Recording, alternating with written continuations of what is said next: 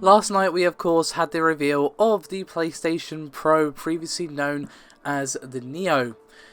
However, at the time of the reveal, Mark Cerny used pretty vague terms like more than double the GPU power and higher clock speeds for the CPU, but now we have the full system specifications for the PlayStation 4 Pro, as well as some other details regarding the capabilities of capture on the console. So, as we all know, the machine is going to cost $399, however, for the main processor it is a single chip custom processor, an x86-64 AMD Jaguar with 8 cores, and as we expected for the GPU, it is going to be 4.2 T-flops, and as Sony said, is going to be based on the Polaris engine, and to use his phrase, and many more even beyond.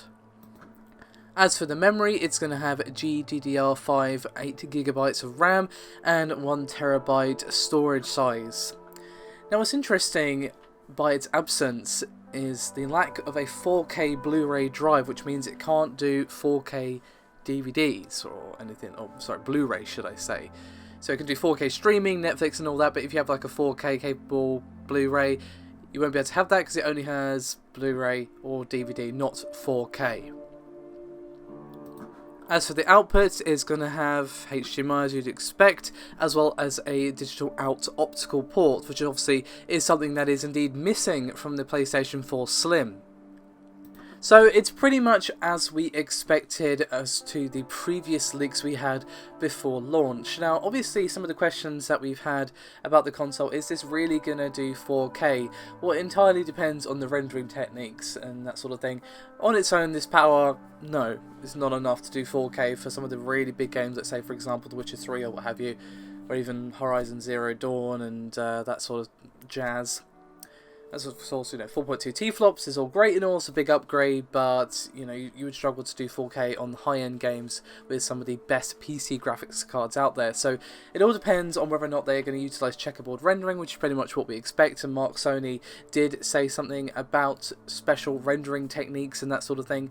So it is expected that that's going to be what they're doing to get 4K on this particular machine. However, I have one last thing to share about the PlayStation 4 Pro before we wrap up, and that is regarding the share feature. Now, this isn't going to be getting a big upgrade on the PS4 Pro. Basically, what you'll be able to do with the share features on the Pro is capture 4K screenshots, but you'll be limited to 1080p 30 for video. As for remote play and share play, you'll be able to run those at 1080p and up to 60 frames per second depending on network conditions. YouTube and Dailymotion will also be supporting 1080p 60, whereas Twitch can only go up to 30 at 1080p. Now obviously at the moment, the standard PS4 has 1080p screenshots and 720p video at 30 FPS. So you can still get some pretty nice 4K screenshots, but sadly no 4K video. But in all fairness, 4K video would fill up that hard drive quick smart before you even had a chance to blink. So that's probably one of the reasons behind it. And obviously this still is a pretty nice upgrade from the PS4 in terms of the share feature. It probably isn't the 4K video some people were hoping for, but it still is nice to have the 4K screenshot option as well as full 1080p video, even if it is limited to 30 frames per second. So there you have it. Those are the updated specs from for the PlayStation 4 Pro. Keep your eyes peeled this weekend, however, as my partner in crime Paul is going to be working on a full analysis of the PlayStation 4 Pro specs. So watch this space as if you really want to know how these specs actually break down and what they're going to give you and how they might utilise that checkerboard rendering that I mentioned earlier. Stay tuned as it is coming. So thank you very much for watching, guys. I will see you next time.